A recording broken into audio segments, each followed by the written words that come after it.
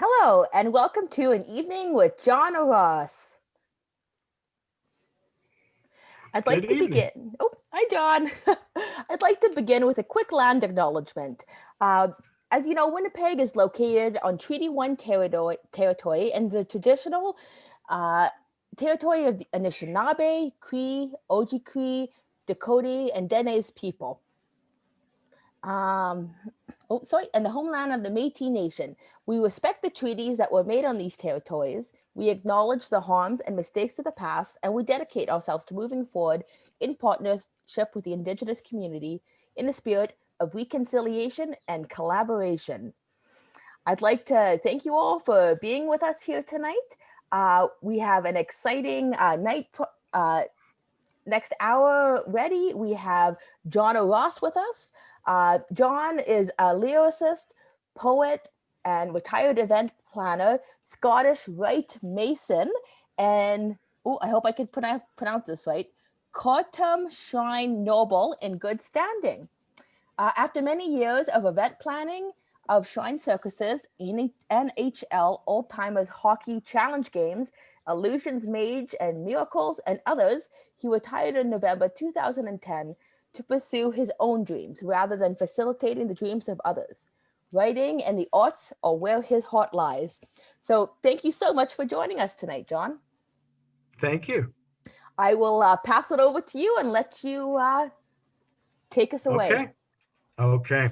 The first one that I'm going to go into was inspired by listening to the iconic works of Engelbert Humperdinck. It's called Blue, Deep Love-Filled Eyes. Blue, deep love-filled eyes. You keep on staring deep into mine. Blue, deep love-filled eyes. You cannot hide what you feel inside. Please place trust in me. Your reward of love's return shall set us free. Years many have flown by. Your love has endured by my side. Years many have flown by. Our love we share fills us both with pride. Although we have weathered many storms, nothing's changed between you and me. Soon we shall part our separate ways. Sadly, we don't live life forever. Soon we shall part our separate ways.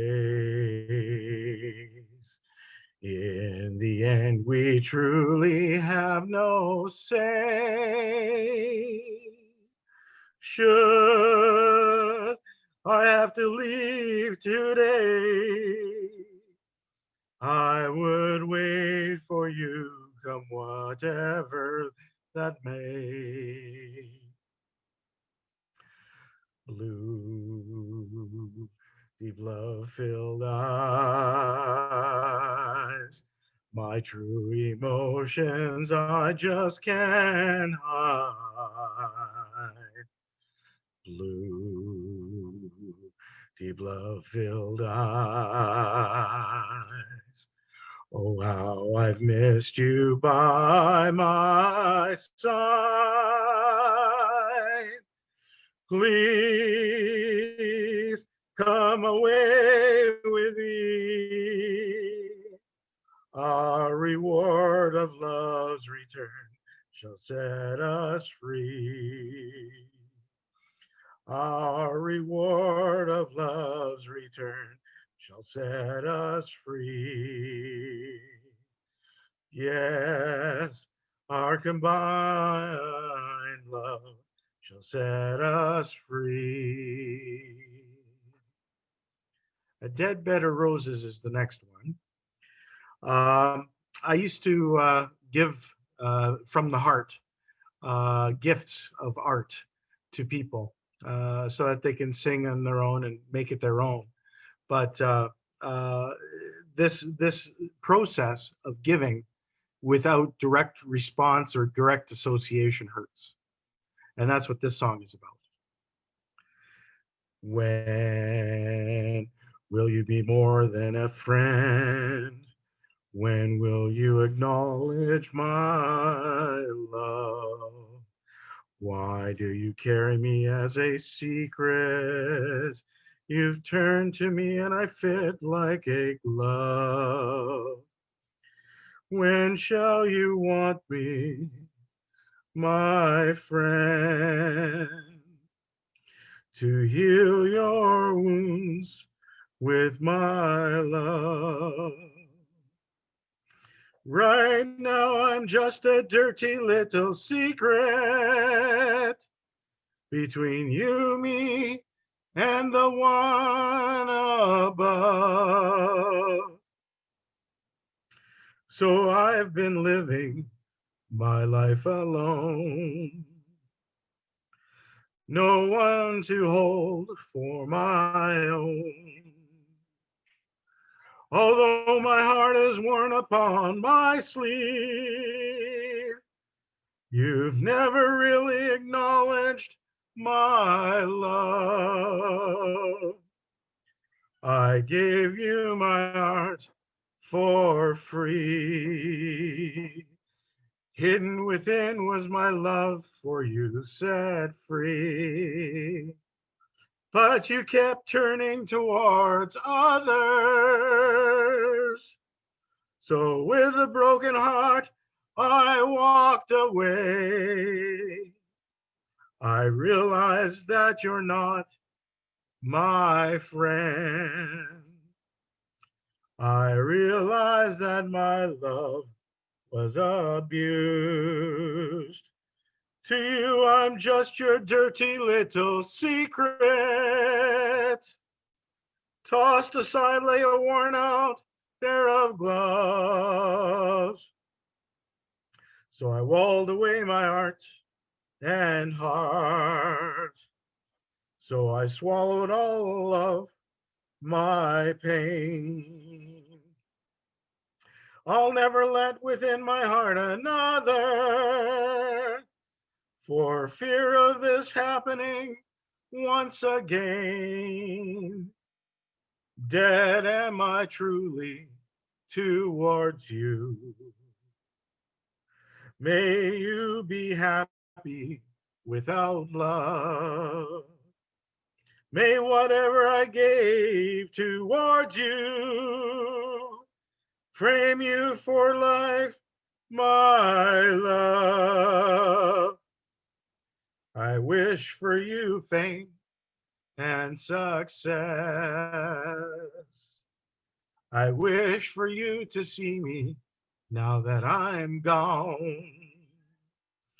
I never gave with any strings attached, so you could simply know true love.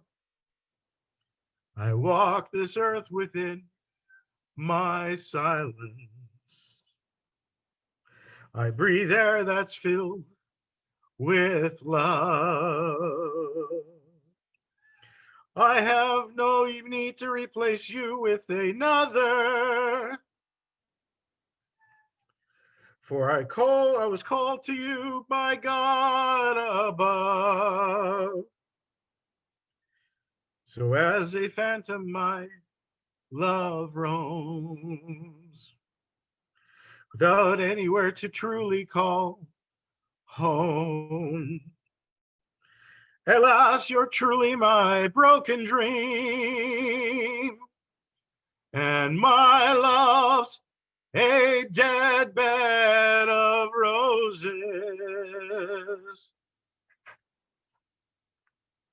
The next song is called A Puppet with Many Strings. Everybody's familiar with the iconic works of Johnny Cash, of course, and one of his famous works inspired this piece, Ghost Riders in the Sky.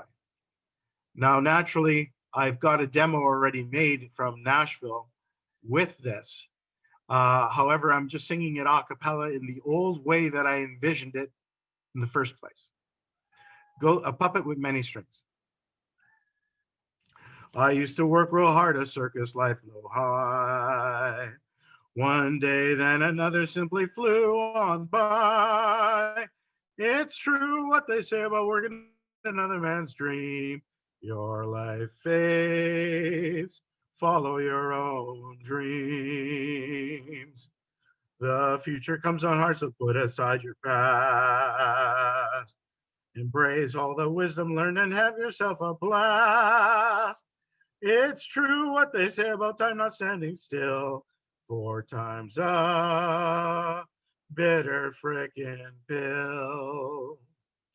I'm just a puppet with many different strings. When the master pulls, I get into the swing. It's true what they say about not controlling a thing. Doesn't this have a better frickin' ring? Age has taken its toll, I'm still a puppet with many strings. When the master pulls, yeah, it's hard to get in the swing. It's true what they say, you still don't control a thing. Soon the time will come, you know what I mean. Suddenly your time has come and you're placed upon a shelf. All of your strings are cut, you're replaced by someone else. It's true what they say about having an identity. Even though your strings are cut, you'll never be free. As you're removed from the frickin' shelf, you end up in a box all by your frickin' self. Oh, to be forgotten, unwanted for anything. Oh, yeah, wouldn't you know? You still don't control a thing. Suddenly, the box is opened by a new set of hands. They clean and polish you up and put on some new strings. When the master pulls, you get into the swing. Oh, yeah, wouldn't you know? You still don't control a thing. No matter the role, no matter the goal, no matter the place, no matter the time, you're the same as before. A puppet with many strings. The next song is called Liberty's Call. Unfortunately, it's inspired by life itself, events in the Middle East that took place in history. And this next piece is a country song, and I'll let it speak for itself. Soldiers lined up against the wall, bullets fly, then they fall. Someone's filming to send to all. Commercialized terror is their aim. All this death in his name. Liberty and freedom paid in blood. Lives the coins that are paid. No price too great and no life too small. Many answered their nation's call. May God see them safely home. Unmarked graves in the sand, wives and husbands with empty hands. Children can never understand. Hearts so young now filled with hate, when they should only know love. Greed leads us to evil deeds. We then sow the devil's seeds. Intolerance, hatred, then to war, death knocking upon life's door. Love of life is worth so much more. The last song that I'm going to do for the set before I go into poetry and prose and the rest is called Skid Row. Um, because of various life-changing events over the course of my life, I've been homeless 4 times, but I've never given up. I've always I've always had it in my heart that I was going to succeed. It's just going to take me a different journey, a different path. And so I've just kept on plugging along. So I hope this gives people hope that are living homeless that will understand a little better the trials and tribulations that they're going through. At least we acknowledge them. Ill chill wind blows, cold biting skin, down to the bone. Makeshift shelter, no comfort, no home. The storm is upon them. Sally Ann is full, living death. Way back when each person's story is similar to a degree, some sort of trauma, bad luck befallen, forced them to flee, walking away, death of their will. Welcome to Skid Row, nowhere to run. Welcome to Skid Row, nowhere to go. Welcome to Skid Row. Their spirit trapped within a vessel broken, shattered lives, purgatory's kiss, hiding from the past, wandering death. Its embrace overpowers the weak-minded, broken-hearted, downtrodden, shredded, lying upon the ground, waiting for their end. Welcome to Skid Row, nowhere to run. Welcome to Skid Row, nowhere to go. Welcome to Skid Row. Unable to cope, begging for coins, broken vessels all, ambassadors of society, unable to feel, unable to see, unable to heal, unable to conceal, left to face lifeless reality.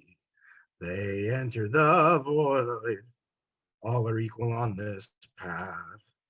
Welcome to Skid Row, nowhere to run. Welcome to Skid Row, nowhere to go. Welcome to Skid Row. Yes, welcome to Skid Row. Now on to some short stories and poetry. The next piece is titled Guns for Hire. Simply put, I'm a huge fan of John Wayne and his Westerns. I enjoyed that genre of entertainment, and this was inspired by that. Two ranchers are fighting. Each wants the other's gold. Both will stop at nothing until the other's gold they hold. Both spend their money trying to do the other in. Guns for hire come a-calling for a bounty on their heads. Many come calling. Many end up dead. Their endings are all the same. They all end up like this. The sheriff and the undertaker both sit back with the rest. None shall interfere as the sun reaches noon in the sky. Two men come out of the bar, both with death in their eyes. In opposite directions, they count 50 paces until they draw, until they draw. Not a sound can be heard. Everyone is silent, waiting to see who will fall. They both pull out their guns. Bang, bang, bang. A hail of bullets going both ways. Suddenly, they both start to fall, both in their place. Their lives are pouring out all upon the ground they lie. Suddenly, they're gone. Their spirits fighting in the sky. Another two shall take their place. It's their time to die. It's another's time to die.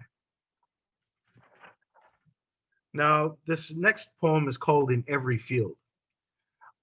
I had a vision while I was asleep, or so I thought, of a black and white field of poppies blowing in the wind as far as the eyes could see. Then suddenly, the center of it became full color and changed with the seasons: spring, summer, fall, winter, spring, summer, fall, winter, repeatedly.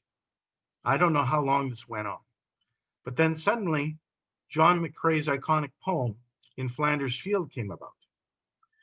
And then just as suddenly, my response, and it is titled In Every Field. Although poppies grow row on row, we sadly reap what in truth we sow. They are the dead, time does fly. We tend to repeat, the dead don't lie.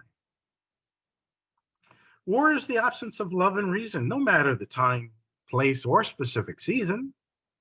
The dead cry out, why must it repeat? We're all equal.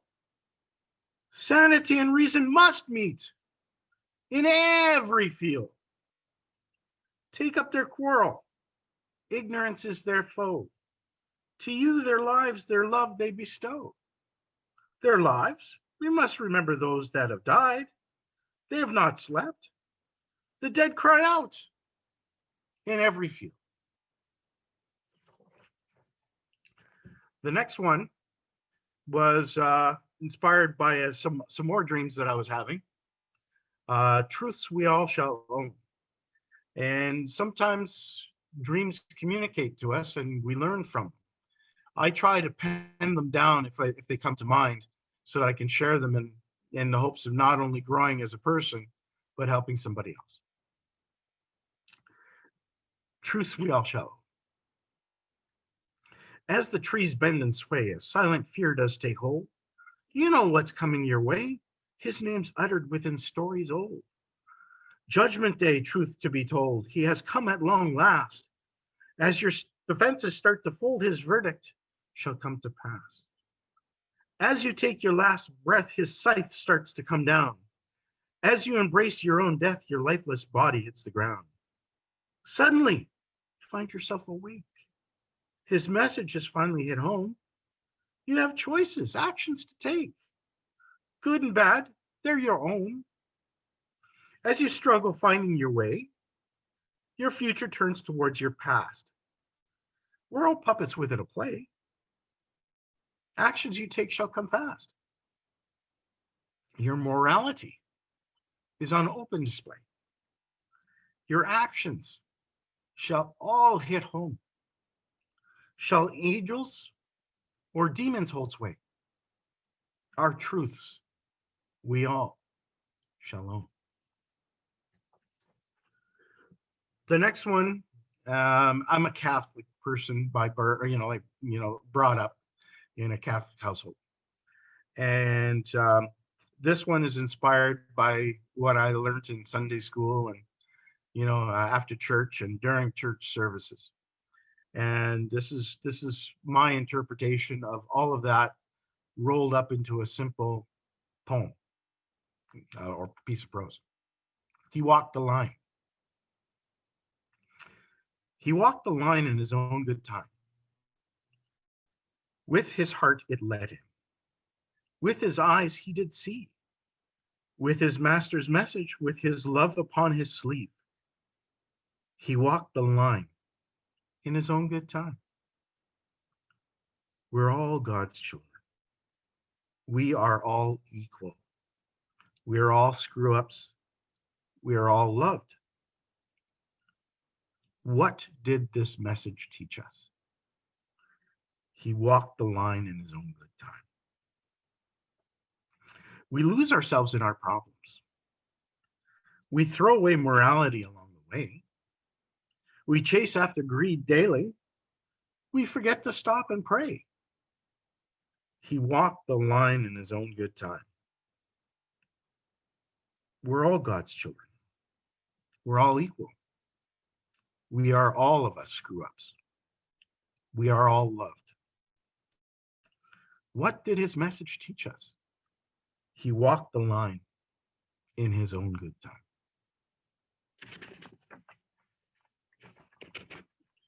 The next one is I was putting myself in the position of a benevolent person, giving through entertainment to others so that I could inspire their art, their creativity.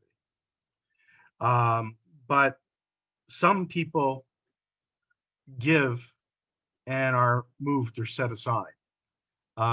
So I superimposed myself in the position of a king who was taken out by his followers, his people that he was ruling.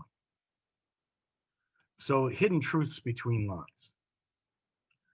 Nothing's as it seems. Surface is marred by reflections. Perceptions cause false conclusions. Misperceptions colored by truths. Hidden truths between lies. Why live with lies? Herein lays the truths. Assumptions upon false facts. Trust based upon hate.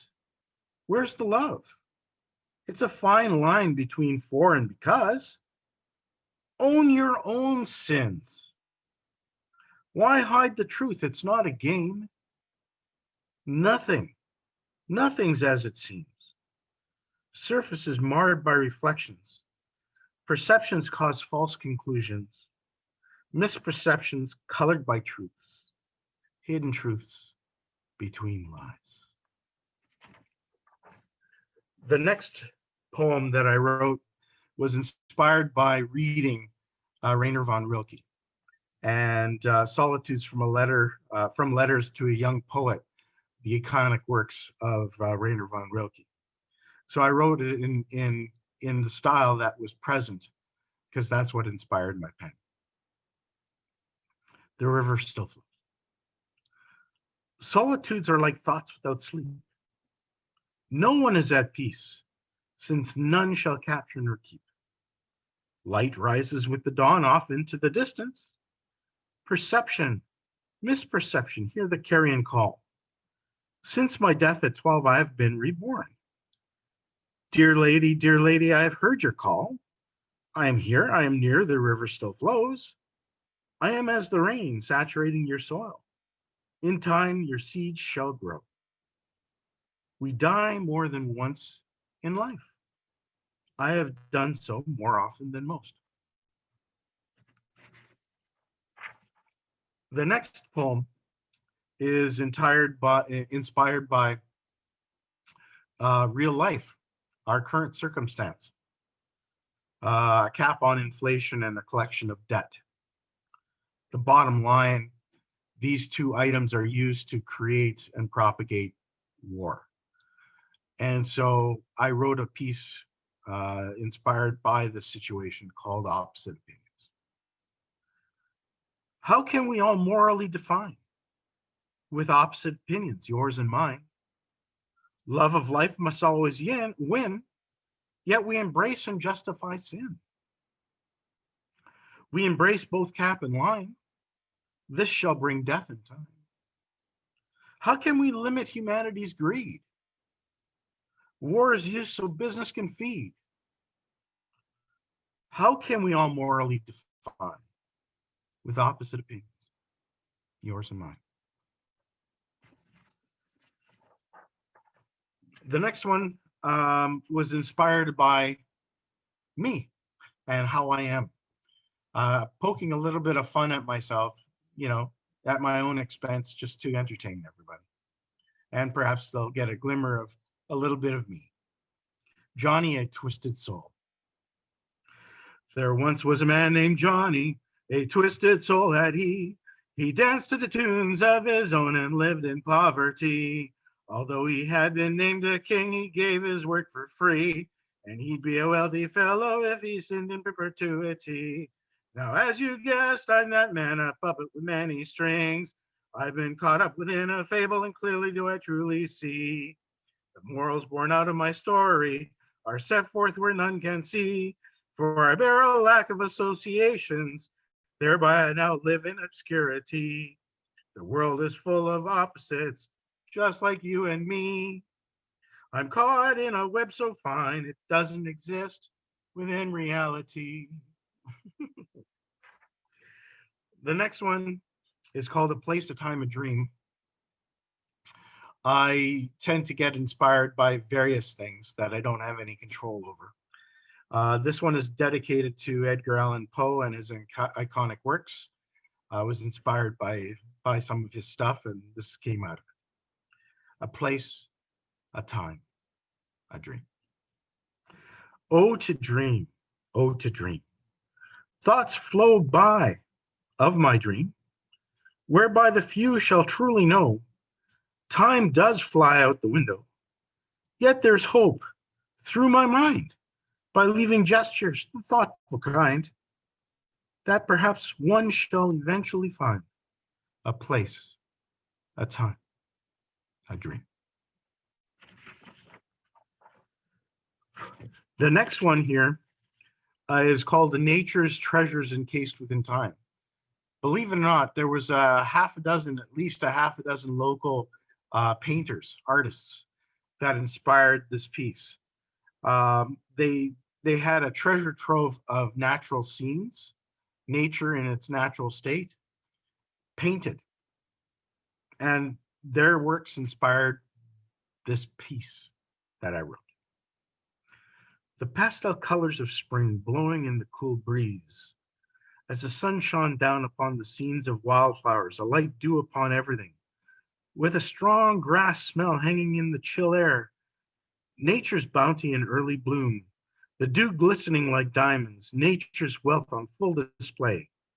Nothing does sadly last forever. Darkness does cover all eventually. The scene fades to black. Night slowly relinquishes its grip as the sun flows on by. Light chasing away the dark, revealing nature's treasures once more. Slowly the weather does warm, the scent of grass outdone by the fragrance of flowers. Slowly by the seasons do change. Summer transitions into the fall, multicolored leaves all about as the temperature cools off. Suddenly you wake and you find that everything is covered in a blanket of white, cold, crystalline powder, as far as the eye can see, encased within silence. Finally, time comes full circle. Spring is upon us once again. And the whole reason why I wrote this piece this way is because it is a seasonal progression. You can go back to the beginning and repeat it as many times as you like.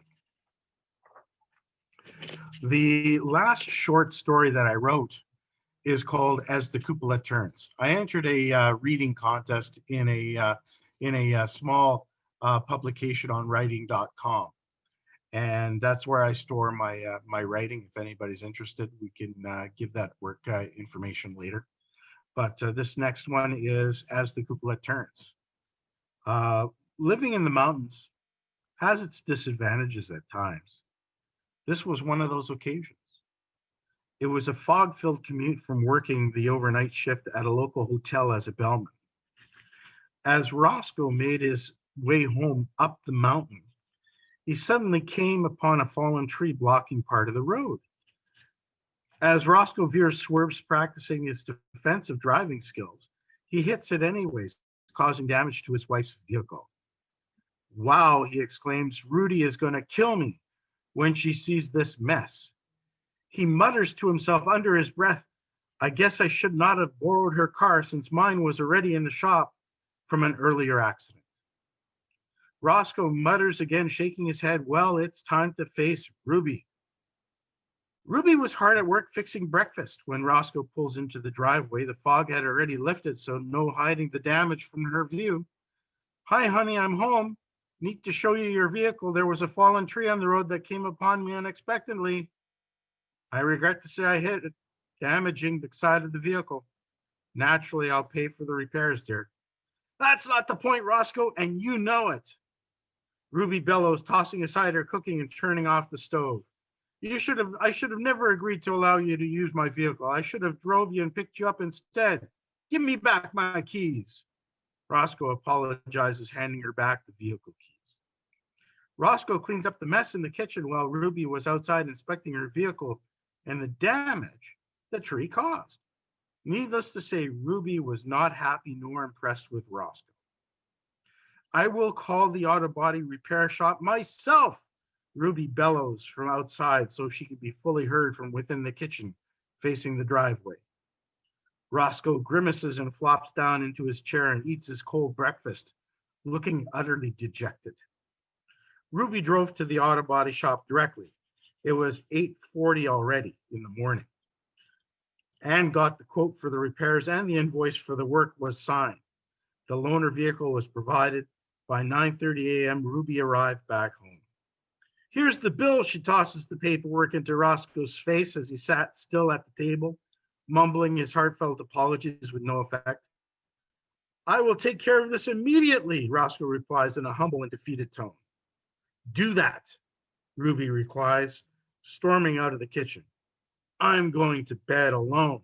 You get the sofa, Ruby bellows. Roscoe wipes his face in frustration, knowing that there was no talking to her in the mood that Ruby was obviously in. Roscoe called the auto body shop in the interim, provided his credit card for full payment, and asked how long it would be for it to be ready. 3 days, the repairman advised. Roscoe walked down, took about an hour to pick up his vehicle that he had in the shop for a muffler and brake replacement, along with a final paint job to cover the damage, and waited for it to be ready to drive home. Surprisingly, Roscoe was not tired from a hard shift at the hotel. It was now 3 p.m.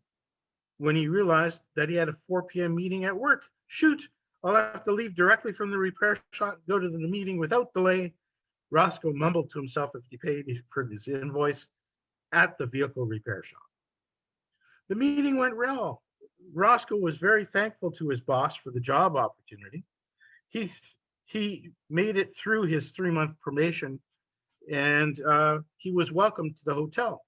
Patricia, his boss, said in closing that they both, and as they both shook hands, see you tomorrow, replied Roscoe. As Roscoe drove back up the mountain from the hotel, he noticed that the tree was fully removed and sat to the side of the highway now. Shaking his head sadly, he wondered what he would expect from Ruby upon his return home. It was now 7 p.m. when Roscoe pulled into the driveway. Home at last. Roscoe mumbled to himself, shaking his head in frustration. It was time to face the wrath of the dragon lady, he joked to himself. As Roscoe entered the kitchen, rather than seeing dinner ready, the house was an utter mess. What a pig pen, Roscoe bellows instead of his usual greeting. Ruby gets up from watching her favorite television show as the cupola turns. It bellows from the speakers. Her favorite show, of course, is the show of a life of the circus producer. First you trash your vehicle, then you immediately complain of the mess. I work hard to keep this place up, and you show no appreciation at all. No flowers, no candy, no thanks of any sort. You're a jerk, Roscoe. I've got a headache and I'm going to lay down. Enjoy the mess, honey, quips Ruby. Roscoe realizes that he's been taking Ruby's efforts at home for granted over the past several years, because Ruby pointed it out to him, and he felt utterly horrible. Roscoe was determined to make things right. He ran out, bought her a diamond bracelet he always promised, flowers, candies, her favorites, picked up takeout Chinese food, also her favorite, brought it all home, cleaned up the mess, and staged a candlelit dinner for two. Ruby, oh, Ruby, Dinner is ready, and I'm sorry for taking you for granted these last few years, Roscoe quietly whispers through the closed bedroom door. I will wait at the kitchen table for you. Oh, it's Chinese food, your favorite. 5 minutes passed by, and Ruby came into the kitchen with a shocked look upon her face. So you do care, Roscoe. You cleaned the place for us. You bought me flowers and staged a fancy dinner. I'm impressed. Ruby was now smiling. Roscoe replies, that's not all. He presents her with the diamond bracelet he bought and kisses her cheek. Roscoe whispers, please sit and eat. Thank you, Roscoe. You're forgiven, Ruby replies as she sits in her place at the table wearing the bracelet upon her wrist. And that is all the works. I thought I'd run through them real quick all together and open it up for anybody that has any sort of questions, concerns, or queries, or anything like that. Take it away. Great. Thank you so much, John. Yeah, so we invite anybody who wants to make a comment to turn on their video and go ahead. So do you have a question, Susan, or a comment? You're muted, by the way. You're on mute. You're on mute. Press the little microphone. Yeah, okay, go for it. Thank you very much, John. That was very enjoyable. Thank you. Appreciate Can that. you hear me now? Yeah. Yes. I was just wondering if you played any instruments as well. I played cello in high school and elementary school, but since then, 32 years without playing an instrument. Oh, okay. Yeah. Oh, that's incredible that you can still sing so well. I appreciate that. Thank you.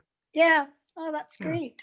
Yeah. So have you ever taken singing lessons or anything? No, I haven't taken singing lessons. I sang in choir in church.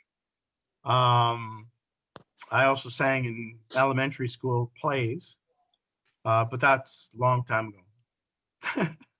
Oh, okay. Yeah, I guess.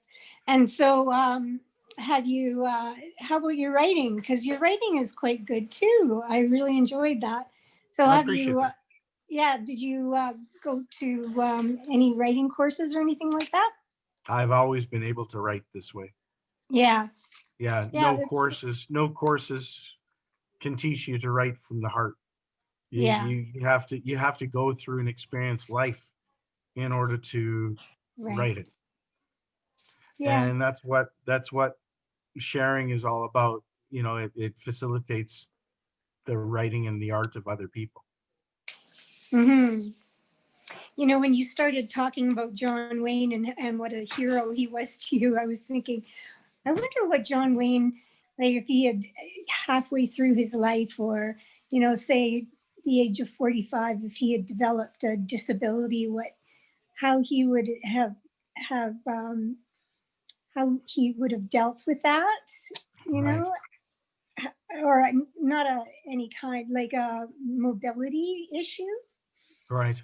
How he would have dealt with that. I mean, he was a very strong personality and a very strong person. And I just wonder how he would have dealt with that. Maybe not in the cowboy days, because it would have been a totally different time during that time. But, you know, maybe during the days that he was alive, because there was more mobility help then. Right. I don't think he's alive anymore. No, he's not. No, But, I don't remember when he went up in the sky, but but it's been a little while.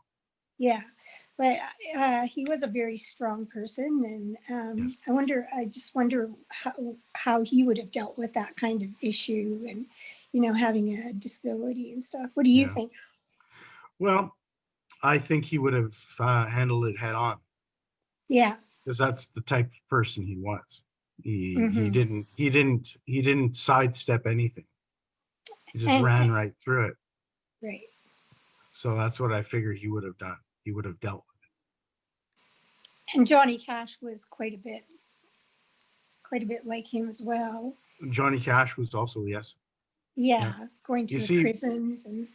Right. See, with me, there was certain musicians, certain singers, certain things that inspired me over the course of time. Elvis Presley, naturally the king, Frank Sinatra, Johnny Cash. These men are still alive, even though they're not physically with us. They're still alive through their art, Mhm. and that's about living a legacy. You know, they've left a living legacy behind, Right. and that's what art is. So people can learn from it, people can lean on it, people can grow Hmm. from it, people can understand and, you know, inspire their works and leave them behind for others. Right. Because when my father passed away when I was 12, I needed wisdom from somewhere, and I turned to their music. My mom was naturally beside herself because of the loss, and I had to become the man of the house. Before my dad passed, he told me that, you know, I had to look after my sister and my mom, you know, the standard routine. And I took that seriously. Um, and you learn, Oh, but yeah. you learn through listening, not just doing. Mhm. So, so yeah, their legacy lives on and teaches us. Oh, that's great. Yeah. Well, I really enjoyed that tonight. Thank you so much. Thank you. Appreciate the questions. Hmm. Oh, you're on mute, Janelle. I pulled the Susan. So I have a question as well. I have a question about Yes. your creative process. I'm Okay. wondering, how do you decide whether something will be a song or a poem, or is it something you decide after the writing, or how does that work? It is totally spontaneous. Um, I don't like, for example, a puppet with many strings was inspired by a poem of similar name. And all of a sudden, I was listening to Johnny Cash's Ghost Riders in the Sky, and all of a sudden his words faded in my mind and my words came up. And I was like, wait a second. And so I just sang my poem in the way that in the way his song is written. And I don't make those decisions consciously. Maybe subconsciously I do it. Maybe that's the best way of saying it. But I don't have I don't plan these things out. They just happen. Okay. And then when Yeah. you do have your song figured out, what do you prefer? Do you prefer hearing it a cappella? Is that how you picture it in your mind, or do you picture it with the musical accompaniment? I picture it with the musical accompaniment. Okay. Uh, but as you know, I've got empty pockets, Yeah. and you know, since I've got empty pockets, the cost associated with hiring a drummer, hiring the producer, taking the studio time, all those things have costs.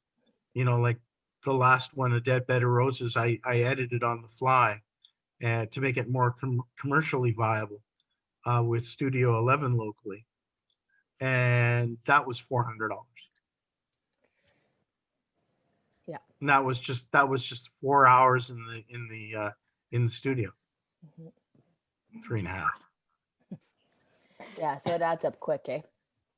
Yeah, and then the other demos that I sent you from Nashville, each one was 1,000 US. Yeah. Because then you're dealing with the reason why I went with them in the first place was to prove to myself that I was able to compete with everybody else that was writing, that my stuff works, and it does. Mhm. I proved it to myself. That's what that was all about. Great. Yeah. No, that definitely answers the Yeah, question. yeah, there you go. And then Mhm. another thing I wondered is how much of your writing, your singing is influenced by your lived experiences? You know, is it part, all of it? How much of you is in all of that? Well, there is a segment of me in everything. Hmm. There is a segment of me in everything. Um, I'm not a I'm not a soldier. but I've been subject to watching television and seeing the suffrages of other people. Mhm. I have the ability of placing myself mentally in those situations and glean, I don't know how, but the wisdom just comes to me. I don't know how else to explain it, because I didn't live as a soldier.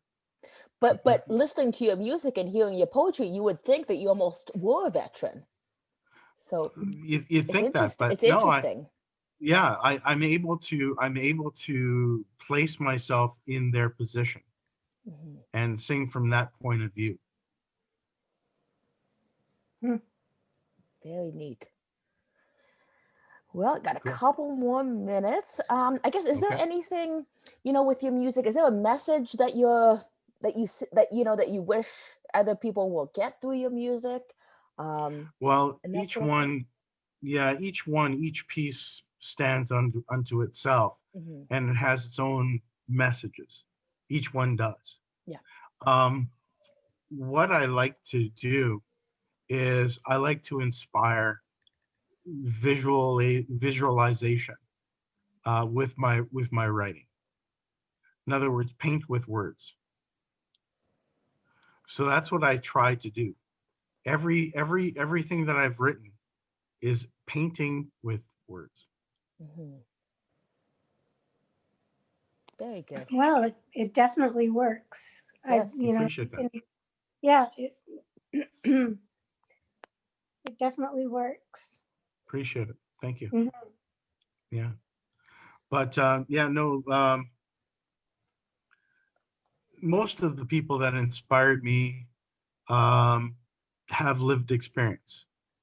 Like, look at Sinatra, look at Elvis. They all served. Yep. They served in the military. So I guess part of learning from them, their life experiences taught me a lot and rubbed off on me and my views. Mhm. Mhm. Great. And then it shows in the art. Absolutely. Yeah. Right. Well, before we end here, is there any last thoughts you'd want to leave everybody with, or any last sentiments, or anything you'd want to say? Follow your dreams, follow your heart, put your heart Mm. in your dreams and trust it to yourself.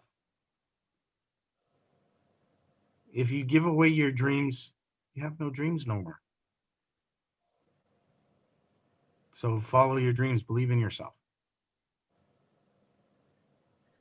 That's beautiful. I love it. What a perfect sentiment to end on.